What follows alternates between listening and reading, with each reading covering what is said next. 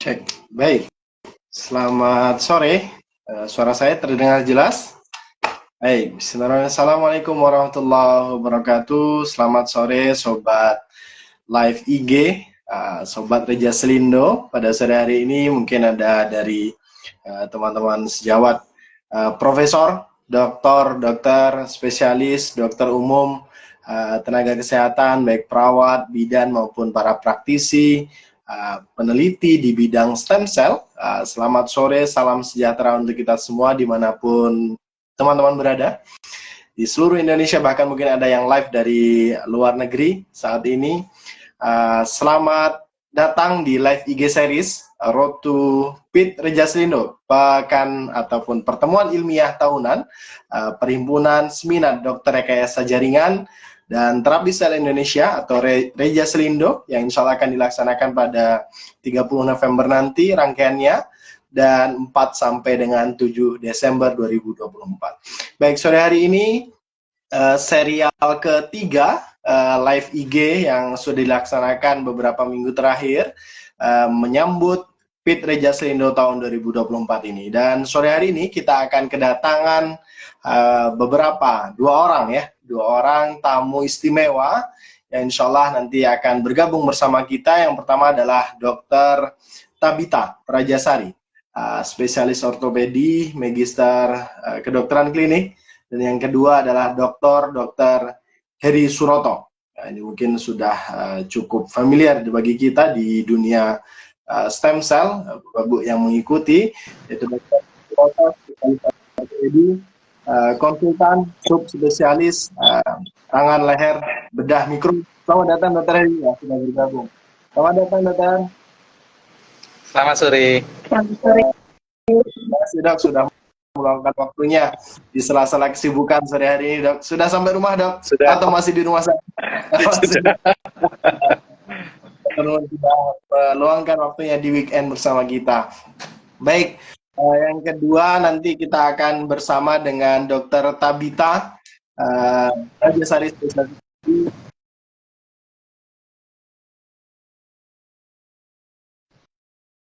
Tabita. Ya, selamat sore. Oke, selamat sore.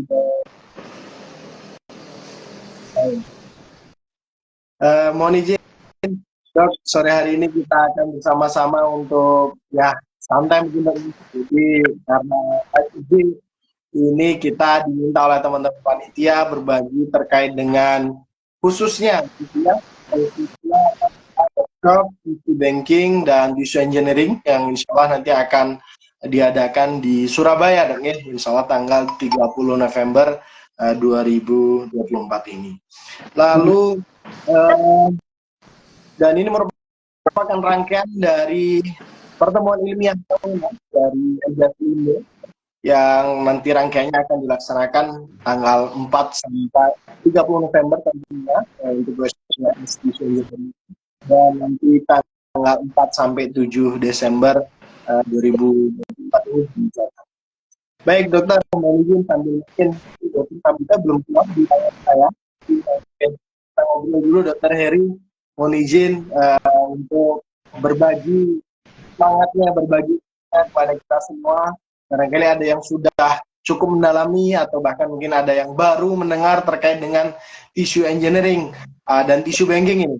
Mungkin untuk teman-teman ketahui, Dr.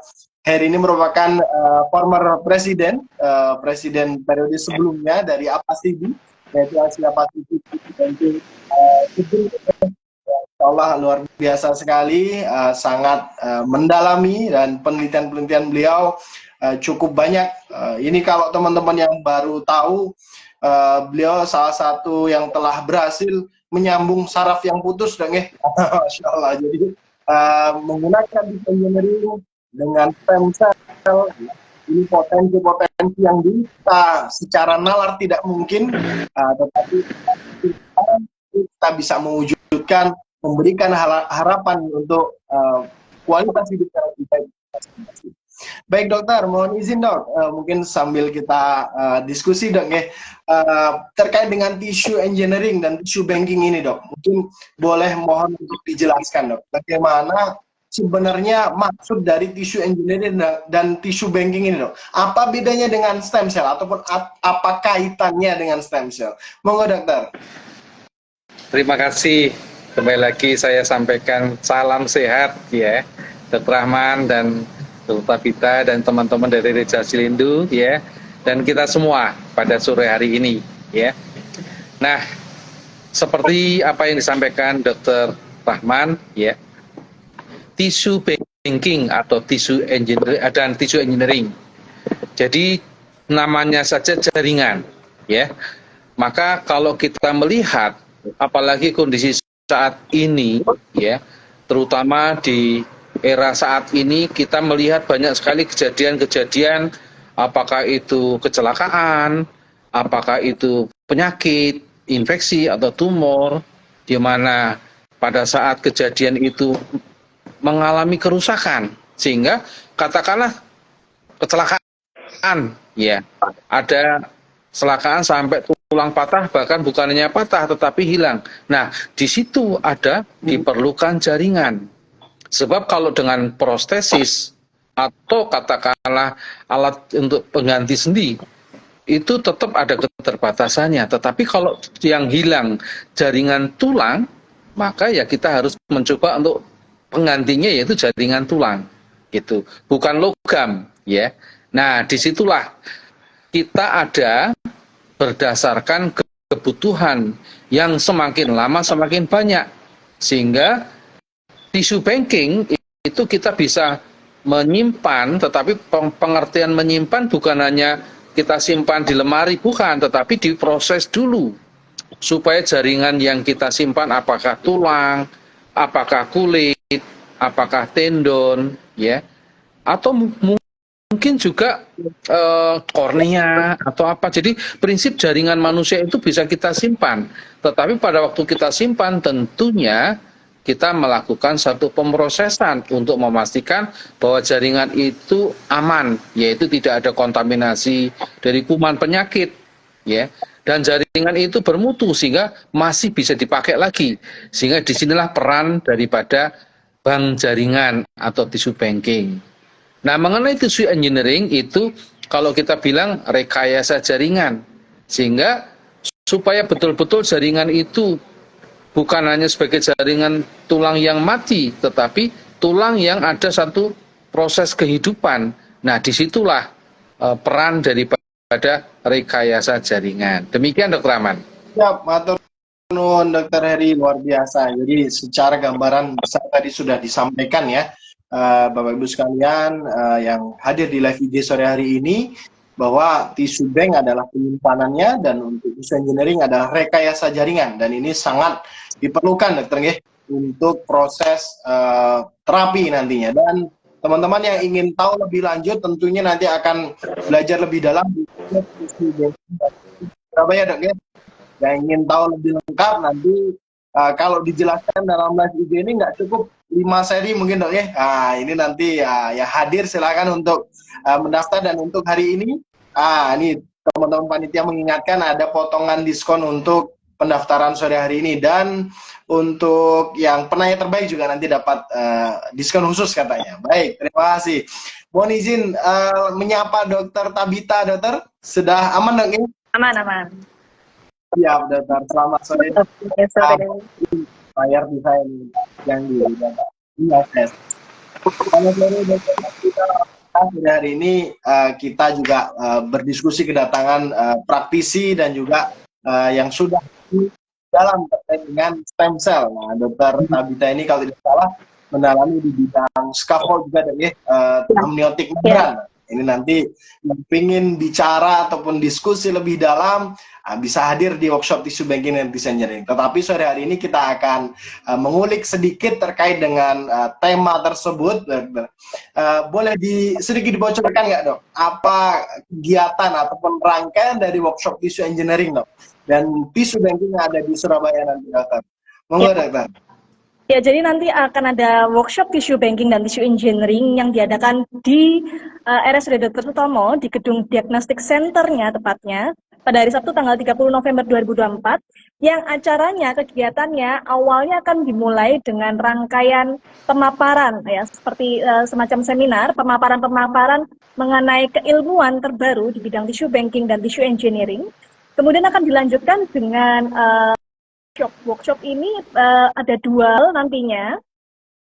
Ada yang berupa hands-on, kemudian nanti ada juga yang berupa live demo video. Nah, untuk workshopnya sendiri nanti kita akan membahas mengenai human amnion membran yang akan diseeding oleh mesenchymal stem cell atau stom. Kemudian nanti yang kedua adalah mengenai processing dari human amnion dan juga bone graft seperti itu. Nah, nanti ini yang akan dibagi menjadi dua nanti adalah yang processing. Processing itu ada yang nanti hands-on, ada yang live demo workshop seperti itu. Baik, sudah gitu gambaran terkait dengan workshop ini dok ya. Ya. Ini terbuka untuk siapa saja dok? Ini apakah hanya untuk dokter dan dokter spesialis atau mungkin ortopedi saja dok? Atau terbuka untuk siapa saja dok? Wah, ini sangat terbuka luas selebar-lebarnya untuk siapapun yang mau belajar tissue banking dan tissue engineering karena ini sangat berguna. Tidak hanya untuk ortopedi, ini memang kebetulan kami berdua ortopedi, tetapi ini penggunaannya di bidang kedokteran dan sehari-hari sangat luas. Jadi ini bisa diikuti oleh dokter umum, non-dokter, tenaga medis lainnya, maupun analis, kemudian staf dari mungkin rumah sakit lain dan lain sebagainya yang mau belajar dan nantinya bisa mengembangkan di tempatnya masing-masing pun bisa ikut dalam kegiatan ini, seperti itu. Baik, luar biasa datangnya. Jadi ini terbuka untuk umum, ya, artinya dalam hal ini khusus dokter umum, dokter spesialis, siapapun yang mengembangkan, mungkin praktisi di lab, ya. Iya, betul, laboran, ya. Yang bantu untuk pengembangan ataupun proses produksi, ya. Produksi dari sel ataupun di luar biasa. Baik, ini jadi dengan kalau tidak salah ini pendaftarannya cukup murah sekali. Saya ini baru baca posternya, Masya Allah, ini menurut saya workshop paling murah ini yang pernah diadakan terkait dengan workshop tissue engineering dok ya. Wah, ini akan dilewatkan kesempatan luar biasa ini dengan pemateri yang luar biasa. Ada 9 pemateri dan 3 moderator, 12 pemateri handal yang nanti akan memfasilitasi Bapak Ibu sekalian dalam workshop tissue engineering dan tissue banking. Dan untuk pendaftaran lewat link ya, mungkin atau tekan komen di IG ini nanti akan dibantu ataupun cek di link Reja Selino bisa. Baik, kita beralih, mohon izin kembali ke Dr. Heri. Dokter, wah ini banyak sekali pertanyaan yang mungkin nanti hadir di kolom chat. Nah, lalu sebelum kita menjawab pertanyaan dari teman-teman di media di dunia maya, kita masih ada beberapa pertanyaan untuk Dr. Heri, dok. Baik, hari ini dok, bagaimana sebenarnya peran tissue banking dan tissue engineering ini khususnya untuk terapi-terapi generatif dok, ataupun terapi-terapi semacam transplantasi, dan prakteknya apakah di dunia ortopedi saja dan di dunia bidang-bidang lain dok? Mohon mungkin share-nya untuk kita. Ya, terima kasih Dr. Atman. Kalau berbicara mengenai peran, tentunya bagaimana institusi bank jaringan dan sel ini kita bisa menyediakan jaringan yang menjadi kebutuhan. Sebab kalau kita lihat selama ini, sebetulnya bank jaringan ini sudah ada sejak tahun 1990 di Rumah Sakit Umum Dr. Sutomo. Nah, di situ ada begitu banyak macam jaringan.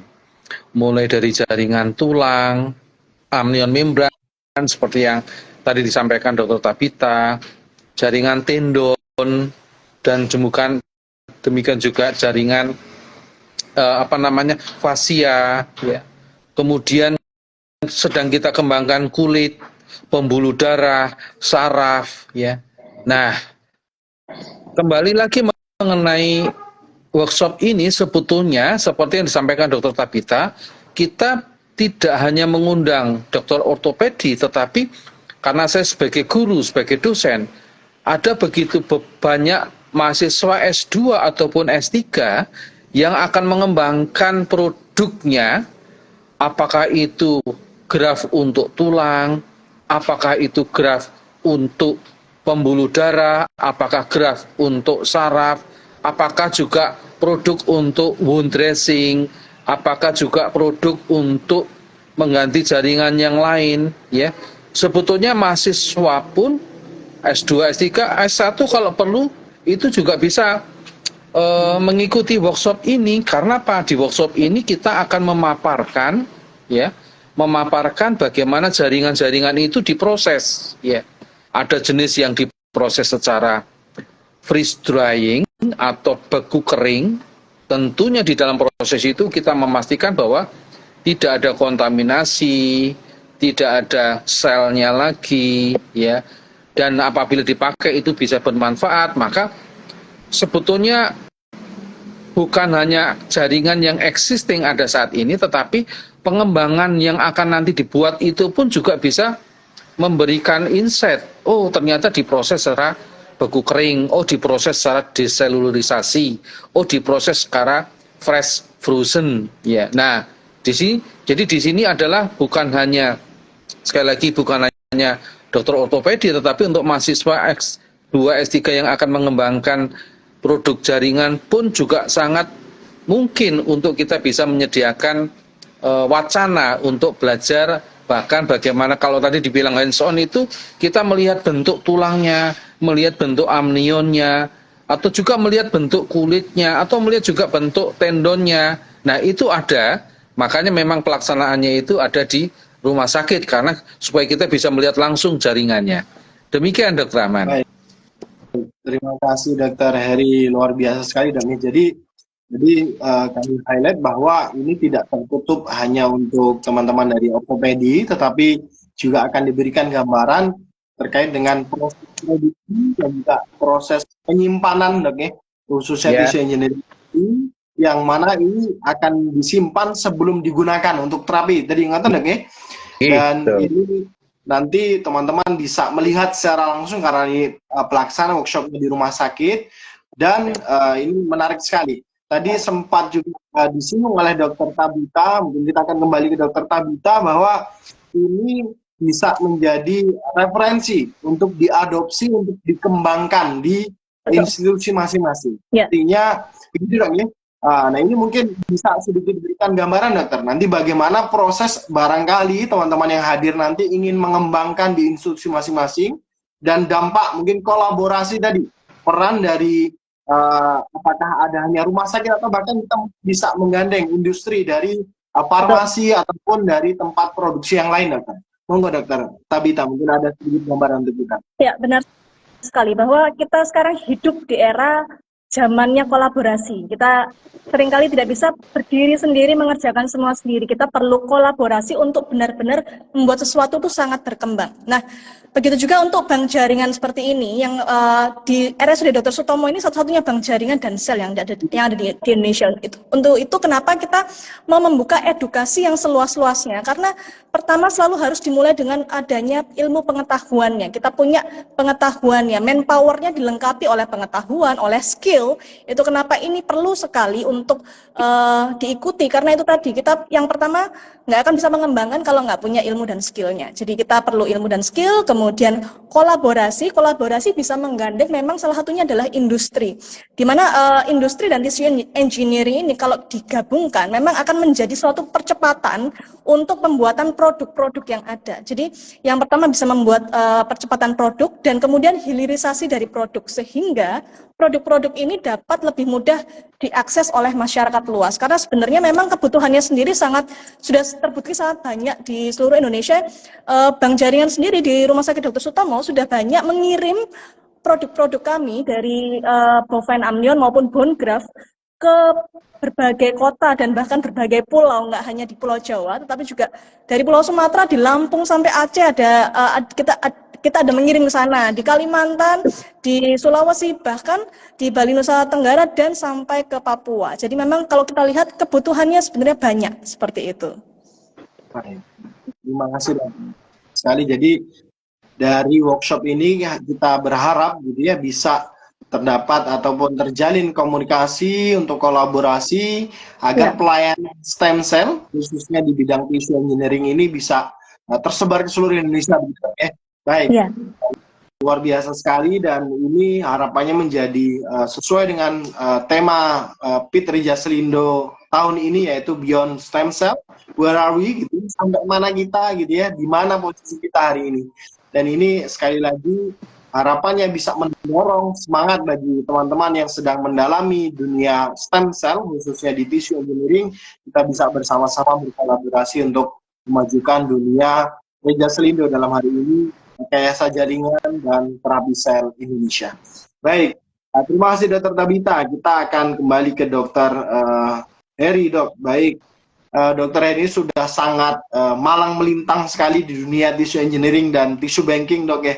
Mungkin apa tantangan, dok? Nah, ini menarik sekali. Tantangan yang hari ini ada di dunia tissue banking dan tissue engineering, dok. Mungkin bisa dan harapannya bisa kita ke depan bersama-sama memecahkan dan mencari solusi bersama-sama, dokter. Monggo, Dr. Heri. Terima kasih. Jadi memang tantangannya adalah sejauh ini satu, kita belum bisa memenuhi semua kebutuhan yang ada. Jadi jaringan tulang, ya. Selama ini kita banyak menggunakan produk-produk dari luar, ya. Apakah itu produk jaringan tulang yang sintetis, atau mungkin juga produk jaringan kulit, atau mungkin produk jaringan yang lain, ya. Nah, pada saat kebutuhan yang jauh lebih banyak dibanding kapasitas produksi, maka itu menjadi suatu tantangan.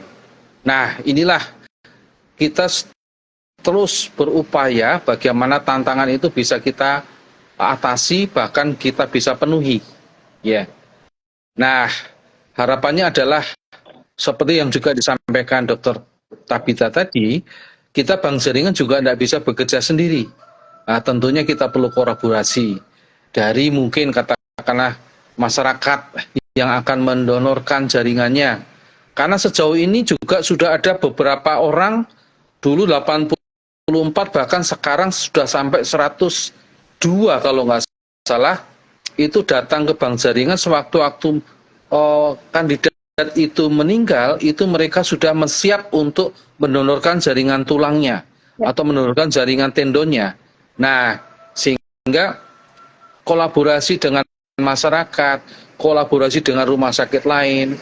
Nah, apabila itu masih tetap kurang, bagaimana kolaborasi dengan industri farmasi untuk penelitian, pengembangan produk yang diversifikasi, katakanlah mungkin juga nanti produk dari seno itu dari hewan. Tentunya kalau pengembangan itu kita harus memastikan yang kita perlukan bukan hanya jaringan, tetapi jaringan yang sudah tidak ada selnya, sehingga resiko penolakan, resiko inflamasi, apalagi kronik inflamasi itu bisa kita hindari, bisa kita cegah, ya. Sehingga yang kita ambil adalah sebagai jaringan ekstraseluler atau jaringan yang di luar daripada sel tadi, dan itu tentunya merupakan suatu hal yang perlu kita pecahkan secara bersama. Demikian, Dr. Rahman. Terima kasih, Dr. Heri. Baik, satu poin pentingnya bahwa donor masih kurang, dok ya, masih banyak dibutuhkan. Iya, jadi ini dorong kita bersama untuk salah satunya nanti ketika tisu banknya sudah tersedia di banyak center di Indonesia, kita bersama-sama untuk bisa membantu mendonorkan gitu, dok. Baik, terima kasih Dr. Heri. Kita kembali ke Dr. Tabita, dok. Selamat sore lagi, dok. Wah, maaf, baik. Masih semangat, dok ya, walaupun kita sore-sore mohon maaf mengganggu waktunya, dok.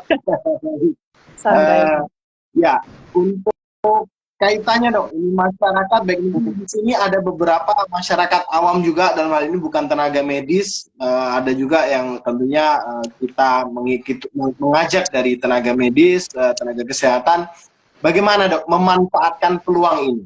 Jadi peluang dalam hal tissue banking dan tissue engineering di masa depan, baik ini untuk masyarakat awam dan juga tenaga medis. Monggo, dokter. Iya, jadi seperti yang disampaikan Dr. Heri, bahwa kan sebenarnya donasi jaringan ini masih sangat kurang. Hal itu disebabkan karena sebenarnya belum banyak sebenarnya kalau untuk masyarakat awam khususnya ya, belum banyak yang tahu mengenai hal ini, mengenai tissue banking, mengenai tissue engineering. Itu kenapa kita tetap harus terus secara konsisten melakukan edukasi bahwa kita Indonesia sudah memiliki tissue banking dan sudah bisa melakukan tissue engineering. Jadi kita juga bagaimana kita mendekati masyarakat. Mungkin ini tidak hanya peran dokter-dokter spesialis yang bertemu dengan pasien pada saat di poli atau di rumah sakit, tapi juga mungkin ini bisa diedukasi bahkan di level lebih bawah lagi, misalnya Vaskes 1 seperti itu. Jadi yang penting adalah edukasi bagi masyarakat awam, kemudian bagaimana mereka bisa mengakses, bagaimana mereka bisa memanfaatkan. Yang pertama, dengan mengetahui bahwa adanya penyakit-penyakit sulit itu, kadang-kadang masyarakat desperate ya, maksudnya putus asa pada saat mereka mengalami penyakit-penyakit kronis atau susah disembuhkan. Kalau dalam bidang kami contohnya luka kronis ya paling gampang. Luka kronis itu seringkali masyarakat itu datang ke poli, rawat luka dan lain sebagainya. Tetapi mereka tidak tahu bahwa sebenarnya ada modalitas-modalitas lain yang dapat meningkatkan tingkat kesembuhan pada luka yang susah seperti ini. Nah, untuk mereka mendapatkan hal-hal seperti itu, memang tenaga medisnya pun juga harus dibekali pengetahuan juga bahwa mereka tidak bisa melakukan perawatan standar saat perawatan standar itu sudah tidak bisa memenuhi kesembuhan bagi pasien. Nah, ini harus ditingkatkan lagi pada saat mereka sudah tidak bisa membuat kesembuhan itu optimal. Dia harus melakukan suatu rujukan atau merefer pasiennya untuk ke tingkat yang lebih tinggi agar dapat mendapatkan terapi yang lebih efektif dan efisien. Mungkin salah satunya adalah tissue engineering. Jangan khawatir kalau misalnya di RSUD Dr. Sutomo kita juga sudah menggunakan itu, walaupun ini rumah sakit ber-BPJS seperti itu. Jadi sebenarnya adalah bagaimana kita intinya tetap edukasi, baik itu untuk masyarakat awam maupun tenaga medis agar yaitu tadi sama-sama mengetahui dan sama-sama berkolaborasi bahwa ada satu titik bahwa kalau misalnya terapi konvensional sudah tidak bisa memenuhi kesembuhan, maka kita harus beranjak ke terapi yang lebih advance, yaitu tissue engineering, di mana hal ini pun sebenarnya dimungkinkan walaupun di rumah sakit ya, walaupun ber-BPJS itu masih dimungkinkan seperti itu. Baik, dokter, saya sempat di sini terkait dengan beberapa pengalaman terapi-terapi yang sudah kita lakukan secara medis dalam hal ini terapi standar luka-luka berat ataupun cedera berat dong ya. Ini tentunya praktek di lapangan banyak sekali khususnya di bidang ortopedi maupun di bidang yang lainnya dok. Mungkin pengalamannya bagaimana dok? Boleh disaringkan dok terkait dengan penggunaan stem cell ataupun tissue engineering ini. Bagaimana secara jadi memang untuk orto kan banyak terjadi patah tulang yang disertai luka-luka terbuka. Nah, luka-luka terbuka ini sebenarnya kenapa sih susah sembuh? Karena dia kan pada saat kecelakaan banyak pembuluh darah kecil di sekitarnya itu seperti rusak. Jadi luka kronis ini susah sembuh karena faktor pertumbuhannya kurang, vaskularisasi atau asupan darahnya kurang, peningkatan enzim degradasinya juga meningkat seperti itu. Nah, hal ini tidak bisa hanya kita misalnya memberi kayak obat-obatan anti nyeri lalu rawat luka berkala saja, karena pada saat rawat luka berkala yang dengan cara konvensional, hal itu biasanya tidak ada kandungan-kandungan tambahannya, misalnya hanya sesuatu yang sintetik atau bahkan hanya dengan kasa dan yang standar seperti itu. Tetapi kalau kita mau masuk ke yang lebih advance, kita di Bank Jaringin ini ada punya bovine amnion. Nah, dengan bovine amnion saya pernah menggunakan pada pasien kasus luka terbuka pada open fracture yang sangat lama dan sangat susah disembuhkan. Tetapi pada saat dia mulai menggunakan bovine amnion dengan bed lukanya yang masih ngerowong, awalnya masih bergeronjal yang ngerowong gitu agak ke dalam.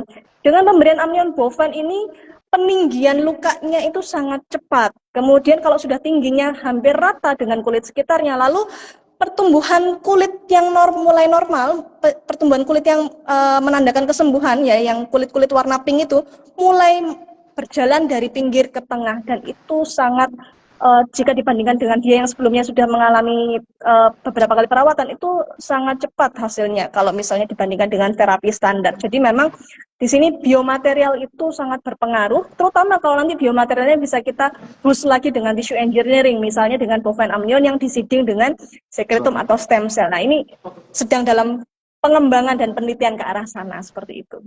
Baik, terima kasih dokter Tabita. Nah ini dok, sudah banyak sekali nih pertanyaan di live IG dok. Jadi stok pertanyaan saya kasih dok. Nah nanti saya nanya nanti yang di protes. Kok nggak dibaca pertanyaan saya? Baik. Mohon izin saya bacakan dokter nih. Nanti monggo dokter Heri ataupun dokter Tabita bisa memberikan penerangan dok. Pertanyaan pertama dari dokter Alamsyah seperti FS. Selamat sore dok. Apakah memungkinkan masa depan bank jaringan untuk menyediakan donor saraf dan pembuluh darah? Bila memungkinkan, kapan mulai bisa beroperasi? Monggo mungkin dokter Heri dok. Monggo dok, ini sudah coba menjawab tadi dok. Terima kasih dok. Monggo. Ya, terima kasih. Jadi seperti yang sudah kita sampaikan, bagaimana kita bisa menyediakan jaringan dari donor manusia itu memang sangat terbatas jumlahnya, ya. Terakhir tahun 2011 kita melakukan procurement atau pengambilan jaringan yang berasal dari manusia, dari kadaver manusia yang sudah meninggal, ya. Tentunya itu sudah seizin sebelumnya, ada persetujuan dari keluarga. Tetapi karena ketersediaan sangat kurang, nah secara simultan kita juga sedang mengembangkan jaringan pembuluh darah. Nah itu ada beberapa penelitian pembuluh darah dari mesenterium bovine, yaitu kalau kita melihat usus itu kan ada tempat melekatnya usus di perut. Nah itu kan namanya mesenterium, itu ada pembuluh darahnya, itu bisa diproses. Nah itu dikembangkan oleh Dr. Yanta Lili Yan Sembiring. Nah kemudian ada juga yang dikembangkan oleh Dr. Danang. Itu orang kalau melahirkan kan ada tali pusatnya. Nah tali pusat itu kan selama ini kan dikembalikan ke keluarga, ari-ari dengan tali pusatnya, kemudian dikebumikan, ya, ditanam, ya. Tetapi pada pasien atau yang di rumah sakit itu mendonorkan, maka tali pusat itu diambil pembuluh darah, karena yang mengalirkan darah untuk nutrisi pada bayi janin itu adalah darah vena, maka darah vena itu yang pembuluh vena itu yang diambil, diproses, dan bagaimana caranya supaya nanti bisa diaplikasikan lagi. Nah penelitian ini juga sedang jalan, ya. Jadi demikian juga saraf, ya, bagaimana saraf itu diproses.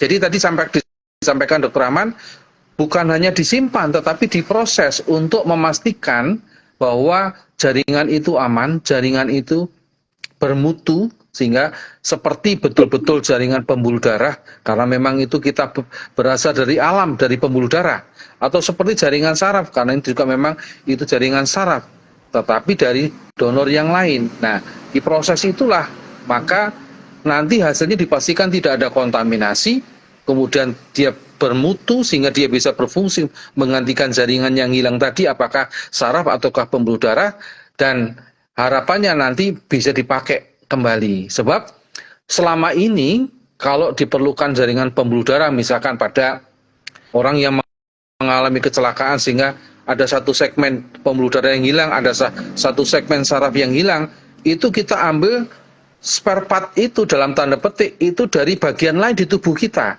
Nah itu kan meninggalkan satu kecacatan di tempat di mana jaringan itu diambil. Nah nanti kalau seandainya kita sudah bisa menyediakan, maka kita tidak perlu mengambil jaringan dari tempat lain yang di pasien itu, tetapi kita bisa mengambil dari jaringan yang ada di tisu bank. Nah inilah perlu kita sampaikan bahwa kita akan mencoba untuk bagaimana awareness akan donasi jaringan, bagaimana awareness, oh ternyata ada tersedia jaringan yang bisa dipakai lagi. Khususnya saat ini jaringan tulang, tendon, fascia, kemudian juga amnion membran. Nah, itu sudah ada. Tetapi kalau yang saraf pembuluh darah itu masih pengembangan. Yang tentunya mudah-mudahan tidak lama lagi itu bisa kita pakai. Terima kasih. Baik, terima kasih dokter. Luar biasa sekali. Jadi penelitian-penelitian yang tadi sudah disampaikan ini ada yang sudah memang dipraktekkan secara langsung, dok, ya? Ya. Ada yang juga masih dalam proses pengembangan penelitian. Luar biasa. Terima kasih dokter. Kita lanjut ke pertanyaan selanjutnya.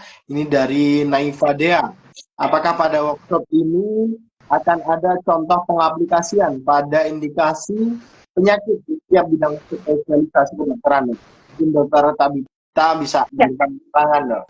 Ya, untuk contoh pengaplikasian nanti jelas akan ditampilkan juga dari beberapa dokter dengan beberapa spesialisasi. Jadi memang nggak melulu hanya tentang kasus-kasus ortopedi, nanti akan sangat luas. Jadi ada dokter dari ortopedi, dari bedah torak dan kardiovaskular, dan spesialis lainnya. Jadi memang akan ada ditampilkan juga, dipaparkan juga materi-materi mengenai pengaplikasian dari tissue engineering ini di berbagai penyakit, di berbagai bidang spesialisasi. Karena kan ini tujuannya buat umum dan memang buat masyarakat luas, sehingga agar seluas-luasnya masyarakat dapat memanfaatkan tissue banking dan tissue engineering. Ya. Terima kasih dokter Tabita. Baik, mohon izin dokter, ini ada pertanyaan baru masuk, tetapi ini menurut saya relate sekali dengan pertanyaan sebelumnya dokter Heri yang sampaikan tadi, yaitu terkait dengan di Nah, waktu ini dokter mohon izin bertanya, dokter, apakah memungkinkan untuk membuat 3D scaffold stem cell untuk dapat di-attach pada retina, dok? Terima kasih. Nah, ini dokter sudah menyampaikan umpan dari amniotic membran maupun dari tali pusat, dok, ya. Dan ini yang nanti akan dikembangkan untuk membentuk stem cell, dan juga dalam hal ini pertanyaan terkait dengan scaffold, dokter. Mohon penerangan, dokter. Ya, terima kasih. Nah, ini perlu saya sampaikan di sini bahwa di tisu bank ini kita menggunakan bahan alam, apakah dari manusia ataukah dari xenograph. Xenograph itu dari animal, dari binatang. Tetapi sekali lagi kita memastikan bahwa jaringan yang kita proses itu sudah tidak ada sel. Jadi bentuk jaringan yang diproses itu merupakan jaringan 3 dimensi. Nah, tetapi memang dalam perkembangan itu juga ada namanya 3D bioprinting. Nah, itu mesin seperti mesin fotokopi, tetapi untuk jaringan. Nah, ini masih dalam proses untuk kita melakukan visibility apakah bisa disediakan. Sehingga sementara itu belum sampai, maka kita menggunakan jaringan dari bahan alam yang merupakan jaringan 3 dimensi. Nah, kalau yang bertanya tadi mungkin masyarakat, katakanlah ini misalkan untuk di-attach pada retina. Nah, pada saat pengaplikasian, tentunya nanti yang melakukan pengembangan adalah sesuai dengan bidang spesialisasinya. Sehingga misalkan pada di-attach pada retina, tentunya nanti yang mengembangkan adalah dokter spesialis mata. Spesialis mata pun juga yang subspesialis untuk retina. Sehingga kompetensi yang dalam, yang sesuai dengan bidang subspesialisasinya, kita harapkan itu yang menguasai betul jaringan yang akan kita pakai. Nah, kami di bank jaringan itu, pada saat kita melakukan satu processing, maka betul kita harus betul-betul ada dokumentasi bahan awal. Oh, misalkan dari manusia yang lain, atau dari kadaver, atau dari manusia yang meninggal. Kemudian, oh sudah jelas ada satu kriteria inklusi bahwa jaringan itu tidak ada kontaminasi bakteri, tidak ada kontaminasi kuman yang lain, ya, termasuk jamur dan sebagainya. Nah, di dalam proses pun itu juga setiap tahapan proses itu ada validasinya untuk memastikan bahwa jaringan itu tetap mempunyai extracellular matrix seperti yang kita harapkan. Nah, pada saat sudah menjadi end product, produk akhir, maka itu pun juga kita lakukan karakterisasi. ya. Nah, sehingga kalau ini masih riset, maka akan diteruskan dengan uji karakterisasi, kemudian biocompatibility, atau istilahnya bagaimana jaringan itu bisa diterima dengan baik di dalam tubuh kita, ya. Kemudian juga uji kemanfaatnya, sampai uji keamanan, uji mutu, uji kemanfaatannya adalah apakah jaringan yang bisa dipakai itu bisa menggantikan jaringan yang akan kita tuju, misalkan retina, ya. Nah, oleh karena itulah di sini pentingnya bukan hanya masyarakat awam, bukan hanya masyarakat medis, tetapi mahasiswa S2 ataupun mahasiswa S3 yang akan juga melakukan satu riset, itu juga menjadi suatu wahana yang sangat cocok untuk pengembangan jaringan nantinya. Demikian, Dr. Rahman. Terima kasih, Dr. Ini memang kita terus kembangkan dan masih terus berjalan, Dok, ya, pengembangan penelitian stem cell ini. Saya mohon izin, Dok, pertanyaan dari Pak Didin Nazmudin. Selamat sore, apakah aplikasi penggunaan stem cell atau sekretom memiliki evidensi yang kuat untuk dapat digunakan dalam daily practice atau masih digunakan dalam penelitian ini? Semoga Dr. Tabita, Dok, mungkin bisa diberikan penerangan. Ya, kalau untuk dari segi pengaplikasian secara klinis memang sudah pernah dan banyak, sudah bukan hanya pernah ya, di bidang ortopedi sudah banyak dilakukan. Dari contohnya dari Dr. Heri, pada saat menyambung saraf itu juga di wrap dengan amnion membran yang sudah diseeding dengan stem cell, hasilnya jauh lebih baik, regenerasinya jauh lebih cepat. Kemudian contoh nyata lainnya, ini benar-benar contoh nyata, di mana ada atlet panjat tebing yang mengalami cedera tendon di tangannya, ya, jari tengahnya, kemudian mengalami robekan, luka robekan di tendon tersebut. Nah, setelah ada luka robekan itu juga ada pada waktu itu awalnya diinjeksi oleh steroid. Jadi rusaknya lebih parah, tanda kutip ya, lebih parah karena diperparah dengan penggunaan steroid dan sudah kronis, sudah sangat lama. Tendon itu yang tadinya panjang kan harusnya ya, dia selain robek dia sudah sangat memendek sehingga ada gapnya cukup panjang. Nah, bagaimana apa yang dilakukan pada pasien ini oleh Dr. Heri waktu itu dilakukan penggunaan tendon graft dari dirinya sendiri, jadi autograft ya. Tetapi tendon yang autograft ini setelah dijahitkan dengan baik, kemudian dua ujung yang dijahitkan tersebut itu diberikan wrapping juga oleh amnion yang diseeding dengan stem cell di kedua titiknya. Apa yang terjadi? Jadi saya kasih gambaran ya, kalau tendon itu sendiri kalau sudah rusak walaupun akut dijahit itu belum tentu jadi bagus. Nah, biasanya walaupun sudah dijahit gitu ya, ada banyak perlekatan di sekitarnya sehingga gerakannya pun tidak terlalu bagus. Kadang ada yang ketinggalan, kadang ada yang nggak full. Nah, ini sudah robek, dia ada gap lagi sehingga ada dua titik yang harus dijahit. Jadi kemungkinan adesi atau perlekatan di jaringan sekitar sangat besar. Nah, waktu setelah operasi di wrapping dengan amnion membran yang setelah diseeding stem cell ini, kemudian dilakukan follow up, ternyata hasilnya mencengangkan. Jadi ROM-nya, ruang gerak sendinya sangat baik yang pertama, kekuatannya kembali dan bahkan atlet ini dapat menjadi juara pertama, medali emas seperti itu ya. Jadi memang ini bukti nyata bahwa stem cell dan sekretom ini sangat berperan dalam meningkatkan penyembuhan dari sesuatu yang tampak susah disembuhkan seperti itu. Ini contoh yang dari bidang ortopedi karena yang kami lakukan sehari-hari yang di bidang ortopedi ya. Jadi dari saraf, kemudian tendon tadi, kemudian juga dari bidang osteoartritis atau pengapuran itu juga kan cartilage itu susah healing ya. Ini juga sudah banyak dikembangkan sekarang menggunakan scaffold dari tidak hanya dari manusia lagi, tapi juga scaffold dari bovine yang diseeding oleh sekretom itu juga menghasilkan hasil yang baik. Jadi hal-hal yang sebelumnya kita pikir ini tidak mungkin membaik nih, tapi sekarang hal itu sangat dimungkinkan dengan adanya peningkatan dari tissue engineering dan penelitian-penelitian yang ada. Gitu, terima kasih. Siap, terima kasih Dr. Tabita, luar biasa sekali. Dan kalau tidak salah ortopedi ini menjadi pionir di bidang stem cell dan saat ini sudah ditandatangani dong ya, terkait dengan menjadi standar pelayanan terapi. Tapi saya lupa nih, sudah di launching atau belum. Nah, nanti bisa diskusi lebih lanjut dalam workshop tissue engineering dan tissue banking. Mungkin, wah ini banyak sekali pertanyaan. Mohon maaf mungkin Bapak Ibu sekalian yang bertanya, mungkin ada beberapa yang tidak bisa kami jawab gitu ya, karena waktu yang membatasi kita.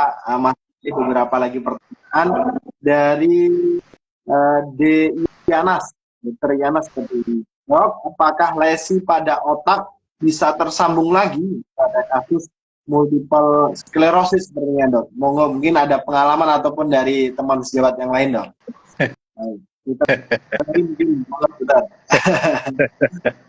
Nah, itulah sebabnya bank jaringan, di bank jaringan itu ada banyak bidang spesialisasi, ya.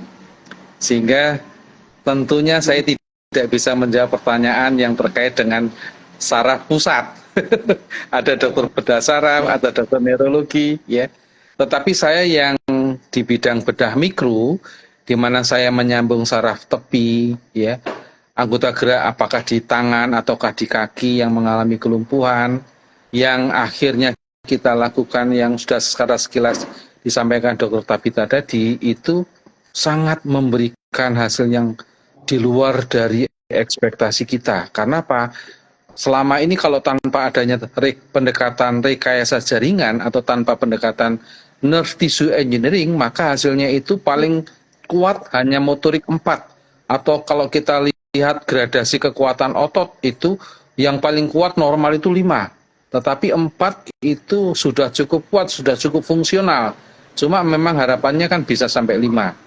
Nah, sehingga itulah sebabnya pentingnya teman-teman peneliti dari berbagai disiplin ilmu bersama-sama kita mengembangkan satu produk jaringan.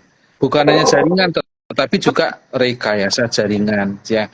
Sehingga harapannya adalah di bank jaringan dan sel ini bisa menjadi satu wahana pengembangan. Ya. Mungkin juga saya tambahkan apa yang sudah disampaikan Dr. Tabita tadi dalam aplikasi. Kalau nggak salah dalam 2 minggu ini dari Kementerian Kesehatan sudah mengeluarkan keputusan Menteri Kesehatan Kemenkes ya, KMK ya, yang mana ada 15 penyakit di bidang ortopedi yang sudah bisa menjadi standar pelayanan. Jadi sudah bukan lagi ranah riset, tapi sudah standar pelayanan. Nah inilah itu melalui suatu perjalanan yang panjang. Kalau kita melihat perjalanan yang panjang dari produk life cycle itu, mulai dari bahan awal, mulai daripada pemrosesannya, kemudian tahapan pemrosesan itu ada setiap uji validasi, uji karakterisasi, ada animal eksperimental dari hewan coba, kemudian ada clinical trial, uji klinik fase 1, fase 2. Kita sedang proses itu dan setelah fase 2 inilah kemudian kita ajukan di kolegium dan akhirnya dimajukan ke Kementerian Kesehatan dan syukur kita sudah bisa mendapatkan adanya keputusan Menteri Kesehatan sehingga 15 penyakit di bidang ortopedi bukan lagi ranah riset tetapi sudah menjadi standar pelayanan. Demikian Dr. Rahman. Baik, terima kasih Dr. Heri, masalah biasa sekali. Jadi memang di bidang ortopedi ini termasuk yang sudah tadi betul disampaikan Dr. Heri bahwa sudah bukan ranah riset lagi, jadi sudah menjadi standar pelayanan. Nah, ini mungkin sangat menjawab lagi dari beberapa pertanyaan yang sudah masuk. Dan ini menarik sekali Dok. Ada pertanyaan terkait dengan mungkin terakhir izin, apakah sudah bisa diakomodir dengan asuransi Dok? Mungkin barangkali atau yang BPJS atau non BPJS, mungkin Dr. Tabita atau Dr. Heri dapat menerangkan Dok. Kalau untuk yang biomaterial bone graft dan amnions bisa, tapi kalau untuk stem cell mungkin Dr. Heri lebih bisa menjelaskan. Nah, untuk stem cell tentunya harapan setelah adanya standar pelayanan dari Kementerian Kesehatan ini yang nanti implementasinya perlu kita komunikasikan ke asuransi. Ya, sejauh ini mestinya kalau sudah menjadi standar pelayanan kita akan teruskan ke asuransi, apakah asuransi dari BPJS atau asuransi swasta yang lainnya. Mudah-mudahan ini bisa menjadi suatu awal yang baik, Dr. Rahman. Ya. Baik. Terima kasih Dr. Heri, Dr. Tabita, tidak terasa sudah 50 menit kita berdiskusi.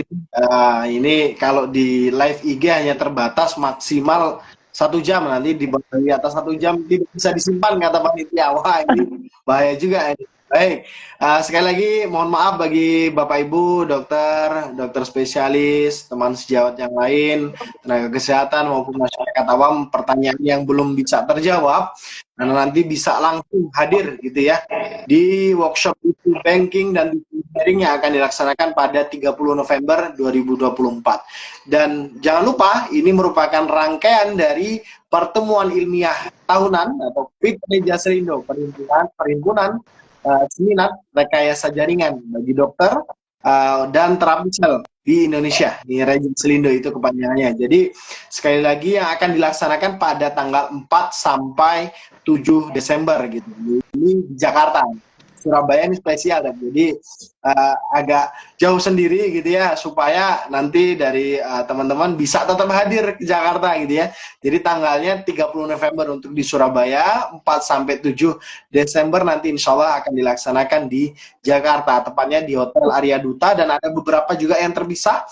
Jadi pada rangkaian PIT kali ini ada 9 workshop.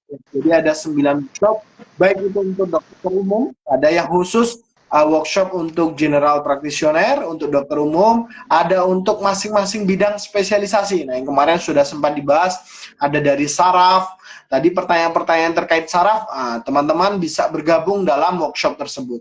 Ada dari bidang interna gitu ya, penyakit dalam, ada bidang dermatologi, dan beberapa bidang-bidang yang lain. Tentunya, sekali lagi ini rangkaian PIT ini sangat panjang. Nah, mungkin sebelum kita tutup, dokter, mungkin ada closing statement ataupun take home message untuk teman-teman semua.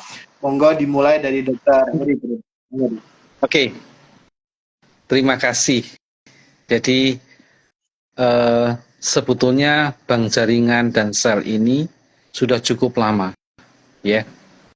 Nah, untuk jaringan yang sifatnya jaringan manusia, ya, sebagaimana juga ditulis di Undang-Undang Nomor 17 tahun 2023, juga ada PP-nya, PP Nomor 53 tahun 2021, ya. Bahkan juga ada Permenkesnya. Itu adalah jaringan manusia, tidak boleh diperjualbelikan, tidak boleh dikomersialkan. Tapi jaringan manusia itu perlu, karena disitulah ada donasi jaringan maupun transplantasi jaringan. Harapannya adalah dengan adanya pertemuan ilmiah tahunan, bahkan juga kita siapkan workshop tissue banking dan tissue engineering, maka kita bisa memahami ya apa itu jaringan, apa itu rekayasa jaringan, ya. Dan bahkan kita bisa melakukan suatu kegiatan transplantasi. Dan tentunya ini adalah untuk ujung-ujungnya adalah untuk